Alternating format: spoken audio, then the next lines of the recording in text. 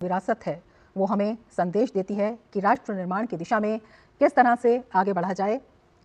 उन प्रेरक व्यक्तित्वों की याद में, उनके स्मरण में, उनके शिक्षाओं को लेते हुए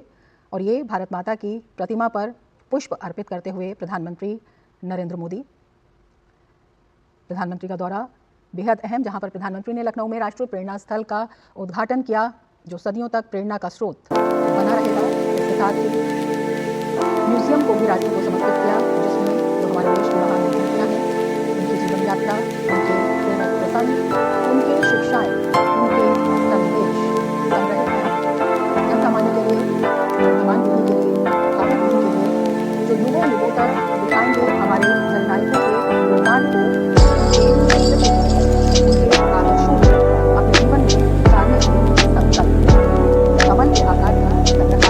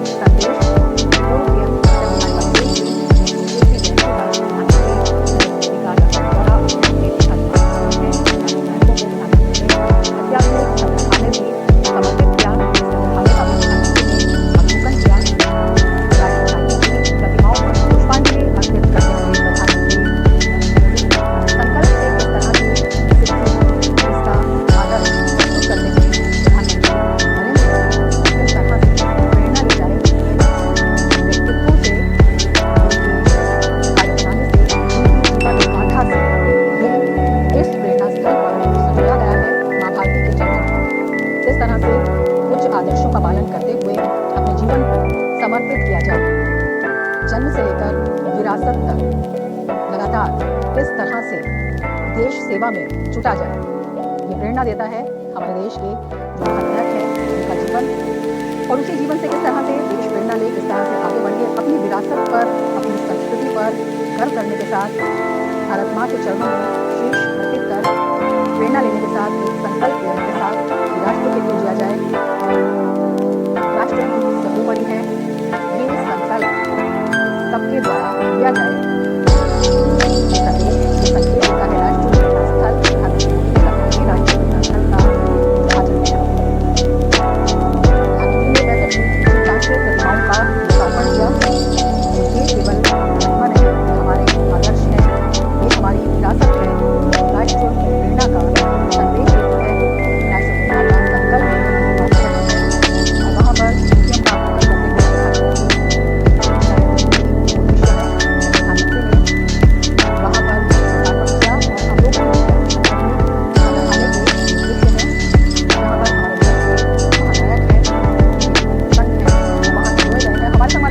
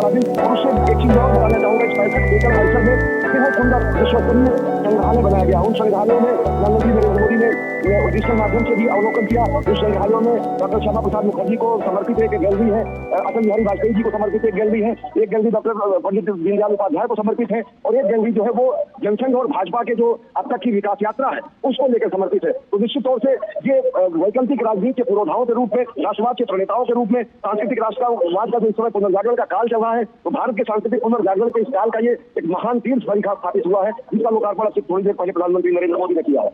बिल्कुल अश्विनी, आपसे ये भी समझना चाहेंगे, सबसे पहले ये जो संग्रहालय है इसके बारे में जानना चाहेंगे, किस तरह से विकास और विरासत साथ साथ, किस तरह से इसमें विरासत को संजोया गया है, किस तरह से जो प्रेरक संबंध, जो प्रेरक प्रसंग हैं, क्या कुछ यहाँ पर देखने को मिलता है और किस तरह से ये प्रेरणा का अद्भुत स्रोत बना हुआ है? जी, इन संग्रहालयों की अगर बात करें तो ये संग्रहालय समर्पित है अटल बिहारी वाजपेयी जी को, पंडित दीनदयाल उपाध्याय जी को, डॉक्टर श्यामा प्रसाद मुखर्जी जी को। उनकी पूरी जीवन यात्रा, उनके जीवन मूल्य, आदर्श, कथन, उनके व्यक्तित्व, कृतित्व, उसके प्रमुख अंशों को यहाँ पर संपादित किया गया, उकेरा गया है। यहाँ पर अगर देखें तो डॉक्टर श्यामा प्रसाद मुखर्जी का पूरी की पूरी जीवन यात्रा, किस तरीके से 1901 में उनका जन्म होता है और किस तरीके से आगे वो हिंदू महासभा के अध्यक्ष बनते हैं। हिंदू महासभा के अध्यक्ष बनने के बाद दुनिया में किस तरीके से वो जनसंघ की स्थापना करते हैं, जनसंघ के प्रथम अध्यक्ष बनते हैं, और किस तरीके से वो कश्मीर सत्याग्रह करते हैं, और कश्मीर सत्याग्रह करने के बाद वीरगति को भी प्राप्त होते हैं। उन पत्रों को भी यहाँ पर संरक्षित किया गया है, प्रदर्शित किया गया है, जिसमें उनके परिजनों ने कहा कि तत्कालीन कश्मीर की सरकार ने उनकी जो पर्सनल डायरी थी, उनके जो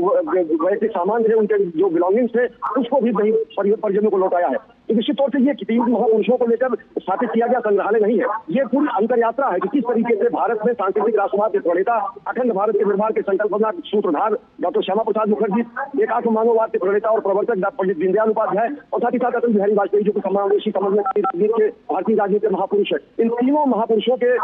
जरिए यहाँ पर उस अंतर यात्रा को दिखाया गया है कि किस तरीके से भारत में वैकल्पिक राष्ट्र